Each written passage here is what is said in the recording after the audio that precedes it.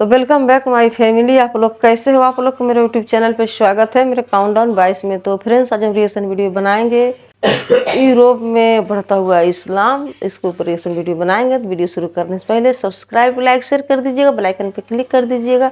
आने वाली हर एक वीडियो को नोटिफिकेशन आप लोग को मिलती रहेगी, सपोर्ट जरूर कीजिएगा। तो देखते हैं यूरोप में मतलब इस्लाम बहुत ज़्यादा बढ़ रही है, बहुत ज़्यादा चर्चा हो रही है। तो देखते हैं क्या है, वीडियो स्टार्ट करते हैं।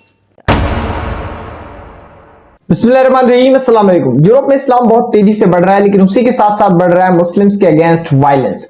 बीते दिनों स्वीडन के अंदर एक कॉन्फ्रंटेशन हुआ था नॉन मुस्लिम्स और मुस्लिम्स के बीच में, और इस कॉन्फ्रंटेशन में बहुत से पुलिस वाले और कई लोग घायल हुए थे। ये पूरा वाकया क्या था और क्यों हुआ था, इसे भी मैं आपको बताने वाला हूं। साथ ही साथ किस तेजी से इस्लाम यूरोप के डिफरेंट कंट्रीज में बढ़ रहा है और आने वाले दिनों में कौन से ऐसे देश हैं जो मुस्लिम देश बन जाएंगे, इन तमाम बातों के बारे में हम इस वीडियो में जानने वाले हैं। और इसी के साथ साथ एक और इंपॉर्टेंट पॉइंट रहने वाला है हमारा कि जो यूरोपियन मॉडल ऑफ गवर्नमेंट है, जो कि पूरी दुनिया में छाया हुआ है, अब ये वीक कैसे पड़ रहा है और क्यों यूरोप इसको बचाने की कोशिश कर रहा है। चलिए शुरू करते हैं।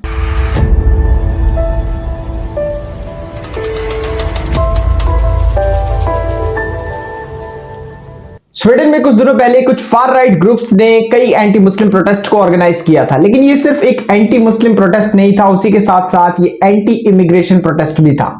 Anti immigration protest in the sense जो दूसरे मुल्कों से लोग आकर स्वीडन में रह रहे हैं, वहां जॉब्स कर रहे हैं या फिर रेफ्यूजी के तौर पर वहां पर आए हैं, उन सारे लोगों का विरोध किया गया है, क्योंकि उसमें मोस्टली मुस्लिम आबादी है और मुस्लिम आबादी के वहां पहुंचने की वजह से बहुत तेजी से स्वीडन सोसाइटी बदल रही है। स्वीडन की सोसाइटी में इस्लामिक इन्फ्लुएंस पड़ता हुआ जा रहा है, वहां मस्जिदें बन रही हैं और वहां का जो खुला समाज है वो बाउंड हो रहा है, और वो एक ऐसा समाज बन रहा है जैसा हमारा इस्लामिक समाज होता है। उस तरीके का समाज स्वीडन के लोगों को अनएक्सेप्टेबल है, इसीलिए वो इसका विरोध कर रहे हैं। और वो फार राइट ग्रुप्स कई अच्छी हरकतें भी कर रहे हैं रोड्स के ऊपर, मतलब कुछ ऐसी चीजें हैं जिनको जुबान से बोलना ज्यादा अच्छा नहीं होगा मेरे हिसाब से, तो वो उन कामों को कर रहे हैं। और रोड्स पर उन चीजों को जब उन्होंने किया तो यूरोप के इतिहास में पहली बार ऐसा हुआ कि उस चीज पर उनका मुस्लिम्स के साथ कॉन्फ्रंटेशन हो गया। क्यों? क्योंकि मुस्लिम आबादी यूरोप के अंदर बहुत तेजी से बढ़ रही है। अब इसका रीजन क्या है? इसके कई इंपॉर्टेंट रीजन है और एक रीजन वही इमिग्रेशन है जिसके खिलाफ प्रोटेस्ट किया जा रहा है।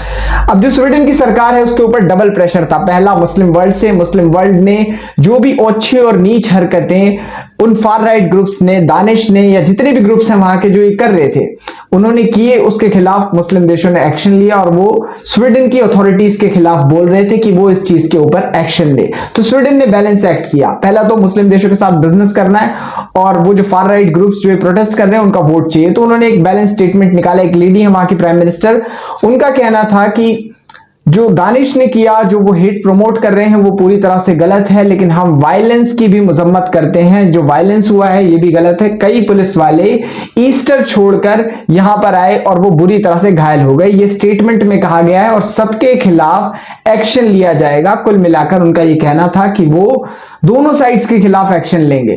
अब आप ये सोच रहे होंगे कि आखिर स्वीडन के फार राइट ग्रुप्स इतने ज्यादा बौखलाए हुए क्यों हैं? तो इसके कुछ बड़े इंपॉर्टेंट रीजंस हैं। सबसे पहला रीजन ये है कि अगर आप टोटल पॉपुलेशन देखेंगे मुस्लिम्स की स्वीडन के अंदर, तो पेपर्स के हिसाब से 2% पॉपुलेशन है, लेकिन यूनाइटेड स्टेट्स का प्यू रिसर्च सेंटर इसको नहीं मानता। उस सर्वे ग्रुप का यह मानना है कि इस वक्त स्वीडन की सोसाइटी में लगभग 8.1% के करीब मुस्लिम्स हैं और ये आबादी बहुत तेजी से बढ़ने वाली है। आने वाले कुछ सालों में ये 10 क्रॉस कर देगी और आने वाले 50 सालों में ये 30% करेगी और अगले 50 सालों में स्वीडन में मुस्लिम आबादी 52% के करीब हो जाएगी। मतलब स्वीडन एक मुस्लिम देश बन जाएगा। ये यूनाइटेड स्टेट्स और वहां के कुछ नेशनलिस्ट रिसर्च सर्वेस कह रहे हैं। उनका कहना है कि बहुत तेजी से यह आबादी बढ़ेगी और स्वीडन एक मुस्लिम देश हो जाएगा, साइप्रस एक मुस्लिम देश हो जाएगा, फ्रांस और जर्मनी का खतरा है। और ये बातें एक हद तक आपको इनकी माननी चाहिए। क्यों माननी चाहिए? क्योंकि अगर आप यूरोप की टोटल पॉपुलेशन देखेंगे तो उसमें करंटली मुस्लिम्स की 7% पॉपुलेशन है, मतलब यूरोप की आबादी का 7% फिलहाल के लिए मुस्लिम्स है, और आने वाले दिनों में या लगभग 20-25 सालों में ये 10% एक्सीड कर जाएंगे और बहुत तेजी से क्रिश्चियनिटी को यूरोप के अंदर इस्लाम टक्कर देने वाला है। ये आने वाले दिनों में होगा और इस बात को प्यू रिसर्च सेंटर भी कह रहा है, यूरोप के खुद के सारे रिसर्च ग्रुप्स भी कह रहे हैं और बहुत से एक्सपर्ट्स भी कह रहे हैं। तो ये चीजें जब होने वाली हैं तो ये एक मैटर ऑफ कंसर्न है वेस्टर्न वर्ल्ड के लिए, इसीलिए वो इसको बहुत बड़ी मुसीबत के तौर पे देख रहे हैं और ये फार राइट ग्रुप सड़कों पर हैं। अगर आप यूनाइटेड स्टेट्स की बात करेंगे तो पर ईयर वहां पे 20,000 से 25,000 के करीब लोग इस्लाम को बोल लेते हैं। एक तो ये रीजन है यूनाइटेड स्टेट्स में इस्लाम के बढ़ने का, और दूसरा इंपॉर्टेंट रीजन है इमाइग्रेशन। अब इमाइग्रेशन में South Asian countries, Middle Eastern countries, Turkey, Balkan region, northern Africa, इन तमाम जगहों से लोग यूनाइटेड स्टेट्स में जा रहे हैं वहां पर काम करने, वहां पर अपने बिजनेसेस को बढ़ाने।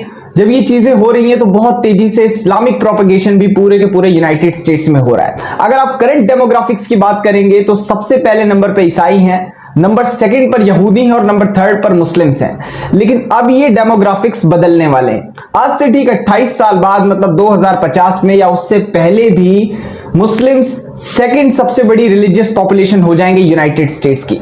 कैसे होंगे? इन दो बड़े इंपॉर्टेंट रीजंस की वजह से।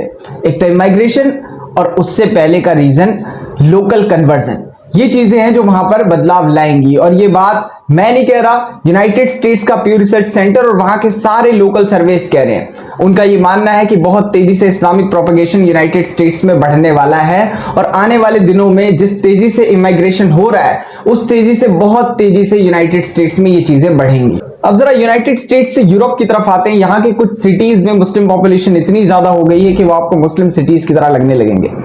मिसाल के तौर पे अगर आप यूरोपियन यूनियन की राजधानी ब्रसेल्स की बात करेंगे, बेल्जियम की भी राजधानी है, यूरोपियन यूनियन की भी राजधानी है, साथ ही साथ ये मुस्लिम कैपिटल ऑफ यूरोप भी है।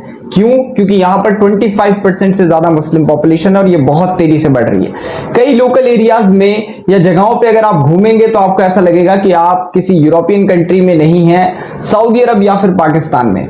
अब इंपॉर्टेंट चीज क्या है कि इन सारे यूरोपियंस ने एक साथ मिलकर हमले किए थे मिडिल ईस्टर्न कंट्रीज पर, और मिडिल ईस्ट में एक आइडियोलॉजी को दबाकर अपनी आइडियोलॉजी को वहां से उभारने की कोशिश की थी। लिबरल और डेमोक्रेटिक आइडियाज दिए थे, वो आइडियाज जो उस सोसाइटी को सूट नहीं करते थे, जिसने वहां की सोसाइटी को खराब किया, लोगों के बीच में आपसी जंगों को प्रमोट किया, वो आपस में लड़े और उनकी पूरे की पूरी कंट्री तबाह हो गई। उससे पहले क्या था? यूनाइटेड स्टेट्स का इन्वेजन हुआ इराक पर, यूनाइटेड स्टेट्स का इन्वेजन हुआ अफगानिस्तान पर, यूनाइटेड स्टेट्स ने अटैक किया डिफरेंट मिडिल ईस्टर्न कंट्रीज पर। उसकी मुदाखलत बढ़ी फॉरेन पॉलिसी में सऊदी अरब की, यूएई की, और जब ये चीजें होने लगी तो पूरा के पूरा मिडिल ईस्ट और ये जो सेंट्रल एशिया का रीजन है ये खतरे की तरफ बढ़ने लगा और तबाह होने लगा। इन सारी चीजों का जिम्मेदार यूनाइटेड स्टेट्स था।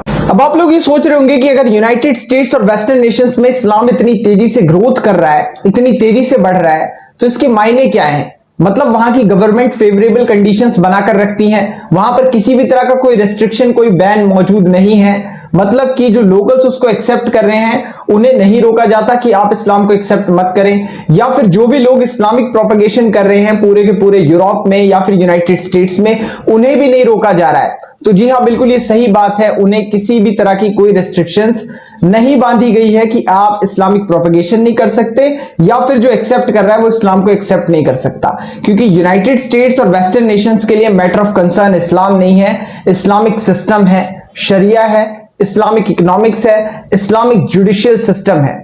उनके हिसाब से जो उन्होंने मॉडर्न सिस्टम बनाया है, सिस्टम ऑफ गवर्नमेंट या स्ट्रक्चर ऑफ गवर्नमेंट, इस स्ट्रक्चर ऑफ गवर्नमेंट को पूरी की पूरी दुनिया में लागू हो जाना चाहिए। एक फ्री माइंड जिस हिसाब से दुनिया चले, मतलब आप किसी को किसी भी बात के लिए नहीं रोक सकते, वो कुछ भी करना चाहे वो कर सकता है और ये उसका हक है, और इसी के हिसाब से पूरी की पूरी दुनिया चलनी चाहिए। ये उन्होंने बनाया है। उसमें आप प्रोस्टिट्यूशन कह दें वो भी हक है, एडल्ट्री कह दें वो भी हक है, या फिर एबॉर्शन कह दें वो भी हक है। कुछ ऐसी चीजें जो इनह्यूमेन है या इंसानों और जानवरों को अलग बनाती हैं, वो सारी चीजें हक हैं। लेकिन हमारा जो सिस्टम है ये एक सिंगल सिस्टम है जो इन्हें चैलेंज कर सकता है। कम्युनिज्म जो है या फिर डेमोक्रेटिक फॉर्म ऑफ गवर्नमेंट है, इन दोनों के सामने सिर्फ एक ही बड़ा कॉम्पिटिटर है, वो है इस्लाम। क्योंकि हमारे पास अपना खुद का एक सिस्टम ऑफ गवर्नमेंट है, जुडिशियल सिस्टम है, अपनी खुद की सोच है, और इस्लाम महज एक मजहब नहीं है, ये आपके पास कंप्लीट कोड ऑफ लाइफ है। तो इस कंप्लीट कोड ऑफ लाइफ को अगर आप अपनी जिंदगियों में इंप्लीमेंट करते हैं, अपनी कंट्रीज पर इंप्लीमेंट करते हैं, तो ये मैटर ऑफ कंसर्न है यूरोपियंस के लिए। मैटर ऑफ कंसर्न इसलिए क्योंकि अगर आप इस वक्त पूरी दुनिया को देखेंगे तो हर जगह यूरोपियन मॉडल ऑफ गवर्नमेंट ही काम कर रहा है। दुनिया के किसी भी देश को अगर आप उठाएंगे तो कुछ एक आध देश हैं, यूनिक देश, जहां पर कम्युनिज्म है या किसी दूसरी तरह की सोच है, लेकिन ultimately European model of government ही हर देश के अंदर मौजूद है। इन्हीं का इकोनॉमिक सिस्टम हर देश में मौजूद है, इन्हीं का जुडिशियल सिस्टम हर देश में मौजूद है। और जब तक ये इकोनॉमिक, जुडिशियल और गवर्नमेंट स्ट्रक्चर मौजूद रहेगा इन सारे देशों में और ये यूरोपियंस के हिसाब से चलेंगे, तब तक पूरी दुनिया में इनका बोलबाला मौजूद रहेगा, इनको कोई नहीं हिला सकता। लेकिन अगर आप इसको क्विट करने लगेंगे, अपने पुराने सिस्टम को वापस लाने लगेंगे, तो ये इनके लिए दिक्कत हो जाएगी। इसीलिए ये बहुत ज्यादा कंसर्न है इस चीज को लेकर कि कहीं मुस्लिम देश इसको क्विट ना करने लगे या मुस्लिम्स अपने पुराने सिस्टम की फिर से मांग ना करें। तो ये लोग आजादी तो देते हैं, लेकिन फिर भी इन्हें आपके सिस्टम ऑफ गवर्नमेंट से प्रॉब्लम है। लेकिन आखिर में ये सिस्टम ऑफ गवर्नमेंट एक फेल्ड सिस्टम ऑफ गवर्नमेंट है। अब वो किस लिए? क्योंकि इन्होंने इंटरेस्ट रेट लाया, उस इंटरेस्ट रेट से अमीर और गरीब के बीच में एक बहुत बड़ी खाई बनी। इंटरेस्ट रेट की वजह से गरीब और गरीब हुए और अमीर और ज्यादा अमीर होते हुए चले गए। रूल ऑफ लॉ या लॉ एंड ऑर्डर जैसी कोई चीज मौजूद नहीं है, क्योंकि बहुत ज्यादा लीनियंट कानून है और इस लीनियंसी की वजह से पूरी दुनिया में क्राइम रेट बहुत ज्यादा है। आप देखें, जहां जहां स्ट्रिक्ट इस्लामिक सिस्टम है वहां पर क्राइम रेट बिल्कुल जीरो है। सऊदी अरेबिया अब तो धीरे धीरे करके कानूनों को छोड़ रहा है, तो आगे की जिम्मेदारी किसी की नहीं होगी, लेकिन जब तक वहां पर शरिया था तब तक वहां पर क्राइम रेट जीरो था। सेम इसी तरह से अफगानिस्तान में इस वक्त क्राइम रेट धीरे धीरे करके जीरो हो रहा है। फिलहाल के लिए अफगानिस्तान में किसी का भी मर्डर नहीं किया जा रहा, बहुत दिन हो गए, डेथ रेट्स पूरी तरह जीरो पर आ गए हैं हर एक सिटी में। ये देखी जाने वाली बातें हैं। और इतना ही नहीं, सिस्टम ऑफ गवर्नमेंट ने सोसाइटी को बहुत ज्यादा वल्गर बनाया है, क्योंकि इन्होंने वो गैप खत्म किया है जो इंसान और जानवरों के बीच में होता है। इंक्लूसिव एजुकेशन के नाम पर एजुकेशन में ऐसी ऐसी चीजों को ऐड किया गया है जिनकी वजह से जो यूथ है वो बर्बाद हुए हैं। अगर आप किसी भी बड़े से बड़े एजुकेशनल इंस्टीट्यूशन में आज के रोज चले जाते हैं तो वहां पर आपको बच्चे एक दूसरे को गालियां देते हुए मिलेंगे। ये बच्चे एक दूसरे को गाली देकर अपने आप को कूल और स्मार्ट समझते हैं और इन्हें लगता है कि ये बहुत आगे बढ़ गए हैं। और अगर कोई बच्चा इनके बीच में नहीं घुलेगा मिलेगा तो ये उसको बेवकूफ समझेंगे, क्योंकि ये बच्चे भी इंसान और जानवरों के गैप को भूल चुके हैं। इनका फ्यूचर बहुत ज्यादा अंधेरे में है। अब दुनिया आने वाले 100 सालों में कहां जाएगी ये सोच पाना बहुत मुश्किल है। इस वीडियो में बस इतना ही था। वीडियो को शेयर करें। Thank you so much for joining us. तो फ्रेंड्स, कैसे यूरोप में कैसे लोग, मतलब सब वहाँ की जो पब्लिक है, वहाँ की जो जनता है यूरोप में, वहाँ पे सब लोग मुस्लिम हो रहे हैं, इस्लाम कबूल कर रहे हैं, कैसे दंगे हो रही है। तो सच में उन लोग के कोई फ़ायदा है, कुछ अच्छा लगा तो इस्लाम कबूल कर रहे हैं। तो फ्रेंड्स, आप लोग वीडियो देखिएगा, आप लोग को वीडियो पसंद आई हो तो सब्सक्राइब, लाइक, शेयर कर दीजिएगा, बेल आइकन पे क्लिक कर दीजिएगा और कमेंट करके ज़रूर बताइएगा ये वीडियो आप लोग को कैसा लगा। तो मिलते हैं नेक्स्ट वीडियो में। Bye bye friends.